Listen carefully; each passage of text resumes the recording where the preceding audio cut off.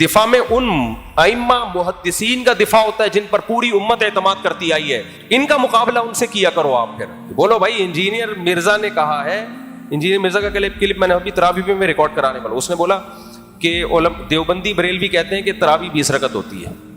کتنے جھوٹ بولتے ہو یار, یہ دیوبندی بریلویوں کا مسئلہ نہیں ہے. ابو حنیفہ, مالک, شافعی, احمد ابن حنبل, امام احمد جو امام بخاری کے استاذ ہیں, امام شافعی جو امام احمد کے استاذ ہیں, اور امام ابو حنیفہ جو امام شافعی کے دادا استاذ ہیں, اور امام مالک جو ان سب کے استاذوں کے استاذ ہیں, یہ سب کیا کہتے ہیں کم سے کم کتنی رکعتیں ہیں؟ 20. تو انجینئر علی مرزا کو جو کلپ ریکارڈ کروانا چاہیے ان چاروں اماموں کے خلاف ریکارڈ کروانا چاہیے. وہ کروا رہے ہیں میرے خلاف, وہ کروا رہے ہیں علماء دیوبند کے خلاف. تو آپ یوں بولو کہ ان چاروں نے قرآن و حدیث کی غلط تشریح کی ہے, تو جو گالیاں آپ نے علماء دیوبند کو یا بریلویوں کو یا ہمیں دی ہیں وہ ہمیں مت دو. آپ کس کو دو؟ آپ ان کو دو. سمجھ رہے ہو کہ نہیں سمجھ رہے؟ اس کی میں ایک آسان مثال دیتا ہوں.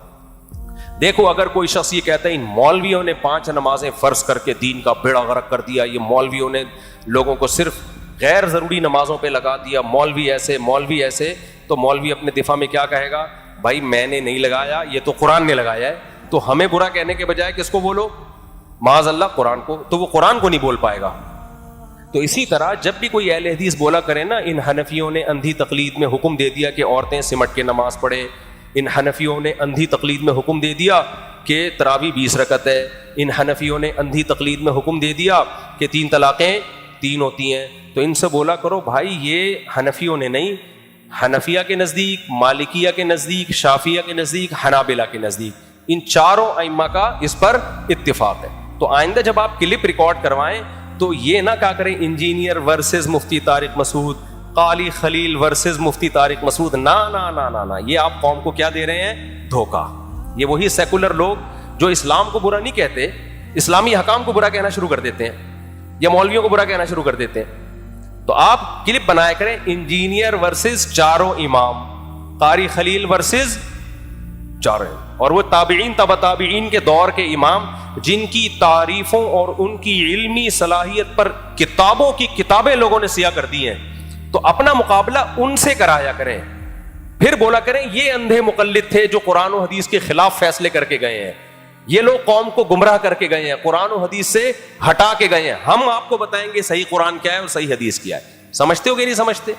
ابھی میرا وہ خواتین کی جو سمٹ کے نماز والا کلپ چلا ہے اس کو بھی کسی نے ادھورا چلا دیا, پورا نہیں چلایا کمبخت نے. تبھی ہم انسٹاگرام وغیرہ پہ پابندی لگا رہے ہیں.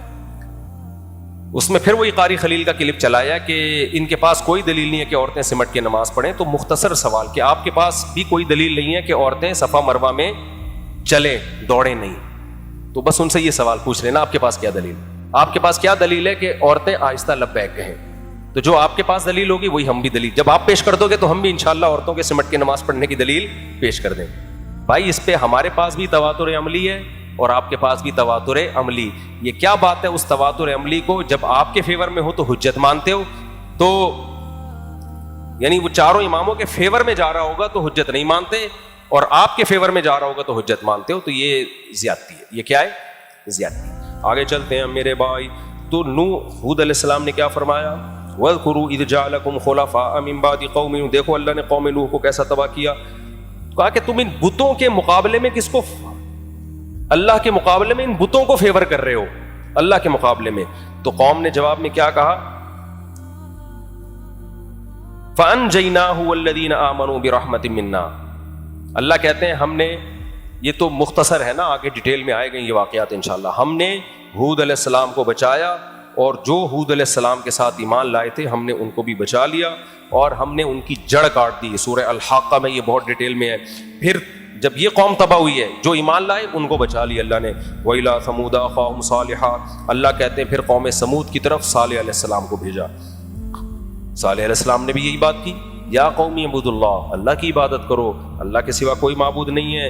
تمہارے پاس ایک معجزہ بھی آ گیا ہے, پہاڑ سے ایک اونٹنی نکالی انہوں نے, لیکن یہ اللہ کی اونٹنی ہے, اب اس کو بری نیت سے مت دیکھنا, کوئی قتل بدل کی کوشش مت کرنا. اور پھر کہا وَاذْكُرُوا إِذْ جَعَلَكُمْ خُلَفَاءَ مِن بَعْدِ عَادٍ. دیکھو ایک قوم عاد ہوا کرتی تھی, اس کے واقعات تم اپنے باپ دادوں سے سنتے ہو, کیسے تباہ کر دیا, وہی حرکتیں تم مت کرنا. وَبَوَّأَكُمْ فِي الْأَرْضِ، اللہ نے زمین میں تمہیں ٹھکانہ دیا ہے. تَتَّخِذُونَ مِن سُهُولِهَا قُصُورًا، کیسے بڑے بڑے محلات بنا لیتے ہو اس زمین میں، اور پہاڑوں کو بھی تراش کے اندر بھی محلات کھڑے کر لیتے ہو. یہ سب طاقت تمہیں کس نے دی ہے؟ اللہ نے دی ہے. فَاذْكُرُوا آلَاءَ اللَّهِ، اللہ کی نعمتوں کو یاد کرو، زمین میں فساد مت مچاؤ. تو کیا جواب ہوا؟ قَالَ الْمَلَأُ الَّذِينَ اسْتَكْبَرُوا مِن قَوْمِهِ، وہاں بھی یہی مسئلہ. قوم میں جو بڑے بڑے متکبر لوگ تھے، جن کی توندیں بھری ہوئی تھیں، وہ کہنے لگے، کمزور لوگوں سے جو ایمان لائے تھے ان سے کہنے لگے، کیا تم سمجھتے ہو کہ صالح اللہ کے پیغمبر ہیں؟ ایمان والے کہنے لگے، ہم تو یقین لے آئے ہیں یہ اللہ کے پیغمبر ہیں، ان کی تعلیمات، ان کے معجزے، ان کی سیرت ہمارے سامنے ہے، جھوٹے لوگوں کی ایسی سیرت نہیں ہوتی. تو کہنے لگے نہیں بھائی ہم تو کافر ہیں، ہم نہیں مانیں گے. اور پھر بالآخر انہوں نے اونٹنی کو بھی کاٹ ڈالا، مار ڈالا. تو اللہ فرماتے ہیں، اور کہنے لگے یا صالح ائتنا بما تعدنا، اے صالح جو عذاب کا تو وعدہ کرتا ہے لے آ. سائنس ہے نا، سائنس کیا تھی؟ سائنس. ان کے بھی سائنسدان کہہ رہے تھے کہ سائنسی لحاظ سے کوئی عذاب کے چانس نظر نہیں آ رہے. اسلام آباد یونیورسٹی کے ایک ایتھیسٹ پروفیسر ہیں، اس طرح کی بکواسات کرتے رہتے ہیں. کہتے ہیں گین کا کام ہے نیچے آنا، گریوٹی کی وجہ سے نیچے آئے گی، تو ایسا نہیں ہو سکتا کہ خدا اس کو اوپر لے جائے. اللہ نے ایک قانون بنا دیا تو نیچے ہی آئے گی. تو ہم کب کہہ رہے ہیں کہ اوپر جائے گی؟ لیکن جب اللہ اوپر لے جانا چاہے گا تو کسی کا باپ بھی نہیں روک سکتا. سمجھ رہے ہو؟ یہ قرآن کہہ رہا ہے کہ یہ فزکس کے لا اللہ کہہ رہے ہیں میں نے بنائے ہیں، میں جب چاہوں ان لاز کو توڑ سکتا ہوں. تو اس خوش فہمی میں نہ رہنا کہ وہ بنا کے کمزور ہو گیا ہے کہ اب اس کے علاوہ کچھ کر نہیں سکتا وہ. تو یہاں بھی اللہ نے، وہ کہنے لگے بھائی اللہ کا عذاب لے آؤ. انہوں نے دیکھا کہ عذاب کے کوئی چانس نہیں ہے. ان کے بھی محکمہ موسمیات والے ہوں گے نا، کچھ تو وہ بھی اندازے لگاتے ہوں گے نا، بادل آ رہے ہیں نہیں آ رہے، موسم بھی بارش کا ہے یا نہیں ہے، وہ بھی ان کے بھی تو اندازے تھے. یہ تو محکمہ موسمیات کا محکمہ تو بہت پرانا ہے. قالوا انا بما ارسل به مؤمنون. تو کیا ہوا؟ پھر دھمکی دینے لگے کہ آپ لے آؤ اللہ کا عذاب. فاخذتهم الرجفہ، ایک زلزلے نے ان کو پکڑا. فاصبحوا فی دارہم جاثمین، اپنے گھروں میں اودھے پڑے ہوئے ملے، سارے برباد کر دیا. فتولی عنہم، تو صالح علیہ السلام نے ان سے پیٹھ پھیری، بستی چھوڑ کے جانے لگے اور کہنے لگے کہ یا قوم لقد ابلغتکم رسالۃ ربی، اے میری قوم میں نے اپنے رب کا پیغام تمہیں پہنچا دیا تھا. ونصحت لکم، میں نے تمہارا بھلا چاہا تھا. بھلا، آج کسی کا بھلا کرو اس کی سمجھ میں نہیں آتا. جامع الرشید والے بہت بھلا کر رہے ہیں، سمجھا رہے ہیں اس ٹریک پہ آ جاؤ، بچ جاؤ گے، پاکستان کو بھی اسلامائزیشن کی طرف لے جاؤ گے، مدرسوں کو بھی بچا لو گے. لیکن لوگ کیا کہہ رہے ہیں؟ ابے بھائی انہوں نے غزالی یونیورسٹی فوج کے کہنے پہ بنائی ہے. ابے بھائی انہوں نے جو دنیاوی تعلیم بھی شروع کر دی مدرسے میں فوج کے کہنے پہ. ابے یہ فوج اگر اتنی اچھی ہوتی تو پھر تو مسئلہ ہی ختم ہو گیا. کوئی کامن سینس، کچھ اور الزام لگا دو یار. سرکاری لوگ اتنا اچھا ادارہ چلاتے ہیں، کہتے ہیں سرکاری مولوی ہیں، درباری مولوی ہیں. وہ سرکاری لوگ، درباری لوگ، ان کی آؤٹ پٹ یہ ہوتا ہے، ان کا وہ کوئی اچھا ادارہ، کوئی سرکاری ادارہ آپ نے دیکھا اچھا چلتا وہاں؟ تو عجیب. کیا میں اس موضوع پر مزید بات کروں؟ آپ رائے کا اختلاف ضرور کرو. آپ بولو بھائی وہ جس ٹریک پہ کام کر رہے ہیں وہ ٹھیک نہیں ہے، تو آپ کسی اور ٹریک پہ کام کر لو. مقصد سب کا کیا ہے؟ اور وہ دوسرے مدارس کی نفی تھوڑی کر رہے ہیں. وہ یہ تھوڑی کہہ رہے ہیں یہ باقی مدرسے غلط ہیں، وہ کہہ رہے ہیں یہ بھی ضروری ہے، لیکن اس ٹائپ کا بھی مدرسہ ہونا ضروری ہے، وہ بھی ضروری ہے.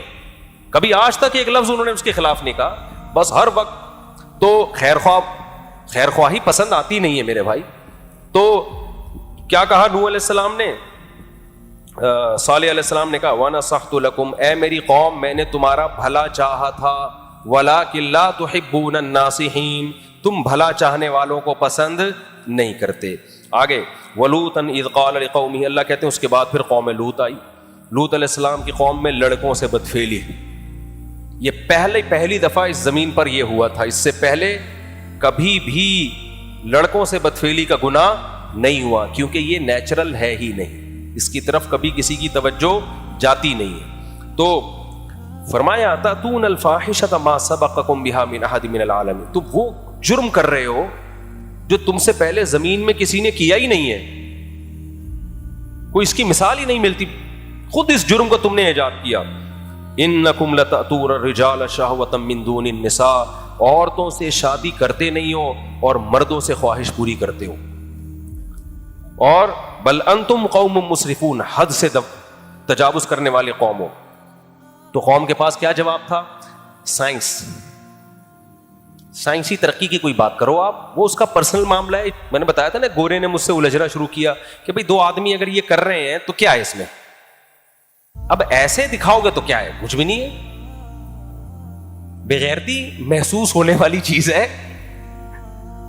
بتائی جانے والی چیز نہیں ہے. ایسے تو پھر اور بھی کچھ مثالیں, پھر وہ بھی کر لو. تو گورا بھی تو کس ایک لمٹ ہے نا, اس کو آ کے کہے گا نہیں یہ واقعی بغیرتی ہے, حالانکہ وہ کیوں بغیرتی ہے, اس کو بھی بغیرتی بھائی محسوس ہونے والی چیز. جب غیرت ہوتی ہے تو بغیرتی محسوس ہوتی ہے, غیرت ہی ختم ہو جائے تو بغیرتی محسوس نہیں ہوتی. تو لوط علیہ السلام نے قوم سے کہا کہ انکم لتأتون الرجال شہوۃ من دون النساء, میں بھی تو یہی چیخ کے تھک گیا ہوں. لوگ کہتے ہیں مفتی شادی شادی شادی شادی کرتا رہتا ہے, تم اگر اتنے نیک ہوتے نا کہ ساری زندگی اپنے آپ کو عورت سے بچا کے رکھ لیتے, پاکیزہ نیک پر خرامہ چلتے, نظریں جھکی رہتی. لوگ کہتے ہیں نا مفتی نے ٹھرکی بنا دیا لوگوں کو, ٹھرکی پہلے سے ہیں, اور جو میرے خلاف یہ باتیں کر رہے ہوتے ہیں وہ ٹھرک کی انتہا کو پہنچے ہوئے ہوتے ہیں. ان کو تکلیف یہ نہیں ہے کہ مفتی نے ٹھرکی بنا دی ہے, نا نا نا نا نا, ان کو تکلیف یہ ہے کہ حرام کاری سے ہٹا کے جو لیگل راستہ ہے, جو پاکیزہ لوگوں کا راستہ ہے, جو پیغمبروں کا راستہ ہے, وہ راستہ دکھا دیا ہے. سمجھ رہے ہو؟ ورنہ بچہ جب بالغ ہوتا ہے تو ٹھرک کے ساتھ ہی بالغ ہوتا ہے. وہ نہیں آئی میرا خیال ہے بات سمجھ میں. آپ مجھے ایک بات بتاؤ, حکومت کیوں کہتی ہے روزگار ضروری ہے, روزگار, ہم اتنے لوگوں کو روزگار دیں گے, روزگار دیں گے. بھائی روزی سے کیا ہوگا, لوگ روٹی کھائیں گے, پیٹ بھریں گے. تو آپ لوگوں کو ٹھرکی بنا رہے ہو, روٹیوں کے پیچھے بھگا رہے ہو. یہ دلیل صحیح ہوگی؟ نہیں بھائی اس لیے روزگار ضروری تاکہ لوگ حلال پیسوں سے روٹی کھائیں, کیونکہ روٹی تو کھانی ہی کھانی ہے. حلال نہیں ہوگا, روزگار نہیں ہوگا تو ڈکیتیاں کریں گے. تو شادیاں سوسائٹی میں نہیں ہوگی تو ایسا نہیں اتنے نیک شریف کے سارے جا کے بیٹھے رہیں گے خربوزے کھا کے اور زندگی ہنسی خوشی گزاریں گے. اتنے نیک نہیں ہیں, یہ حرام کاری میں لگیں گے جس سے ہمارا خاندانی نظام تباہ ہوگا, گردے گھوڑے پیدا ہوں گے سوسائٹی میں. تو اس لیے ہم بار بار شادی شادی شادی لگا کے رکھتے ہیں, اور ہمیں اپنے لیے نہیں آپ کے لیے لگا رہے. اور میں پھر بات بتاؤں, جس آدمی نے سوسائٹی میں کوئی تبدیلی لانی ہوتی ہے تو وہ جنونی بن کے ہی کام کرتا ہے. وہ صرف ایک دو دفعہ رپورٹ نہیں پیش کر دیتا کہ اسلام میں 4 شادیاں بھی ہیں, اس کو بار بار ٹاپک کو چھیڑنا پڑتا ہے, اتنا کہ لوگ مانوس ہو جائیں. تو یہ میری مجبوری ہے, میں مرتے دم تک شادی کرتا رہوں گا. کرتا کا مطلب باتیں کرتا رہوں گا, اپنی تو ہو گئی ہیں, اپنی تو ہو گئی. آگے چلتے ہیں ہم جلدی بس یہ ہم مکمل کر لیں. تو لوط علیہ السلام نے کہا کہ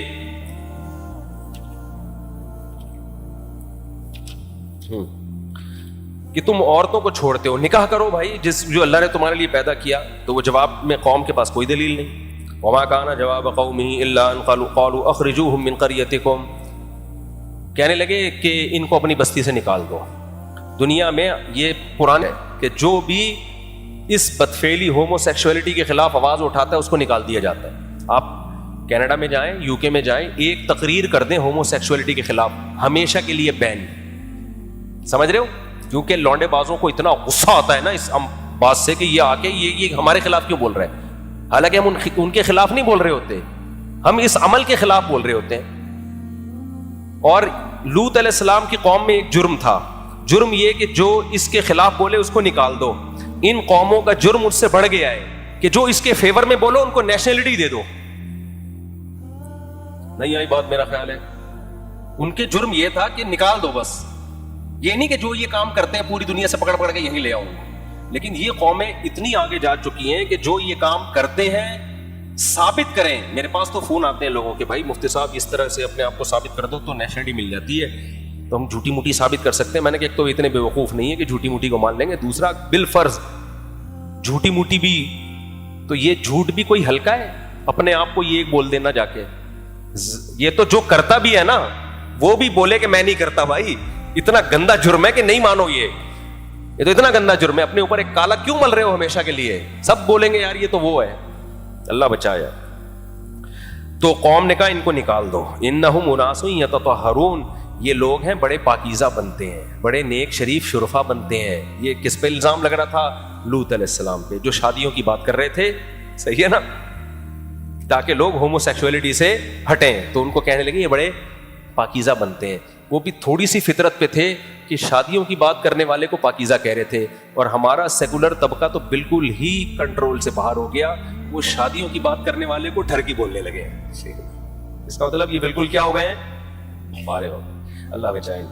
فَأَنْجَيْنَاهُ وَأَهْلَهُ إِلَّا امْرَأَتَهُ, اللہ کہتے ہیں ہم نے لوط علیہ السلام اور ان کی بیوی کو, ان کے گھر والوں کو بچا لیا سوائے ان کی بیوی. ان کی بیوی مخبری کرتی تھی. وَأَمْطَرْنَا عَلَيْهِمْ مَطَرًا, آسمان سے پتھروں کی بارش برسائی. پھر اللہ نے حضرت شعیب علیہ السلام کا تذکرہ کیا. شعیب علیہ السلام, لوط علیہ السلام کے بعد شعیب علیہ السلام آئے. تو شعیب علیہ السلام نے اپنی قوم کو کیا کہا؟ ان کی قوم میں بیماری تھی, ناپ تول میں کمی. پیسے لیتے تھے تو نا گھنٹوں گھنٹوں, وہ بنیا نہیں تھا ہمارے محلے میں ایک چونی کو یوں کر کے لائٹ میں دیکھتا تھا. میں نے واقعہ سنا ہے نا, ہم جب چھوٹے بچے تھے تو اب کسی کو پتہ نہیں ہوگا, غیبت نہیں ہوگی, وہ تو بیچارے کو اللہ مغفرت فرمائے, تو انتقال بھی ہو گیا ہوگا اس کا بہت پہلے. ہمارے محلے میں ایک دکاندار تھا مسلمان, تو ہم چارانے آٹھانے ملتے تھے نا اس زمانے میں, تو ہم چارانے لے کے جاتے تھے کچھ خریدنے کے لیے. تو چارانے کو ٹیوب لائٹ میں دیکھتا تھا یوں کر کے کہ 2 نمبر تو نہیں ہے. چارانے پتہ ہے کسے کہتے ہیں؟ 1 روپے کا 1/4, یا تو ہوتا ہے نا وہ 5,000 کا نوٹ لے کر گیا ہو, ڈالر لے کر گیا ہو. چونی کو نا گھنٹوں گھنٹوں یوں دیکھتا تھا, تو ہم نے اس کا نام رکھ دیا تھا بنیا. ہم بچوں کو غصہ آتا تھا, یار بس کر یار, چونی کون 2 نمبر لے کر آئے گا, اور 2 نمبر چونی لائے گا بھی تو لوہے کی ہوگی نا, لوہے کی بھی تو کچھ ویلیو ہے. تو یہ کہاں سے کہاں بات آ گئی میں پتہ نہیں کس. ہاں, تو اپنا حق لیتے ہوئے پورا لیتے ہیں, کسٹمر کو دیتے ہوئے کیا کرتے ہیں؟ ڈنڈی مارتے ہیں. شعیب علیہ السلام کی قوم میں یہ بیماری تھی. شعیب علیہ السلام نے کہا اوفوا الکیل والمیزان, ناپ تول میں کمی مت کیا کرو, پورا کسٹمر کو ٹھگا مت کرو, اور زمین میں فساد مت پھیلاؤ. تو واذکروا اذ کنتم قلیلا فکثرکم, تم تھوڑے تھے, اللہ نے تمہاری آبادی بڑھا دی. اس سے پتہ چلتا ہے آبادی کا بڑھنا نعمت ہے. تمہیں اللہ نے تمہیں اتنی نسل دی ہے, تمہاری قوم بڑھ گئی, تمہاری آبادی بڑھ گئی. اور دیکھو پہلے لوگ کیسے فسادی تھے, ان کا تباہ کیسے اللہ نے کیا. لیکن وہ قوم بھی کیا کہنے لگی لنخرجنک یا شعیب والذین آمنوا معک من قریتنا, اے شعیب تجھے بھی اور جو تیرے ساتھ ایمان لائے ہیں سب کو بستی سے باہر نکال دیں گے.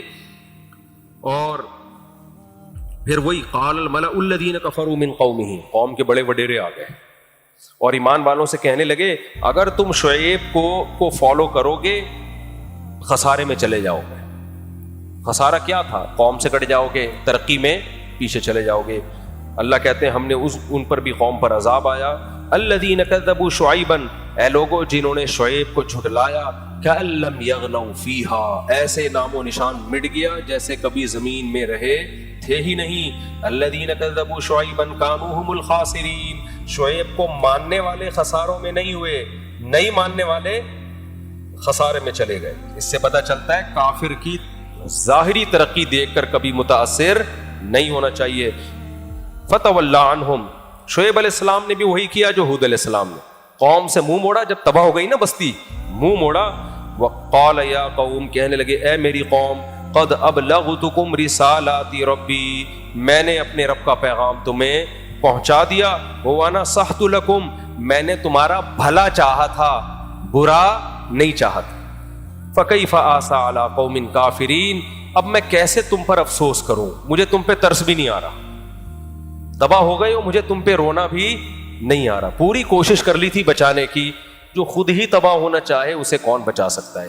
یہ چند واقعات تھے. اس کے بعد موسیٰ علیہ السلام کا لمبا واقعہ وہ میں چھوڑ دیتا ہوں, آگے ذکر کروں گا.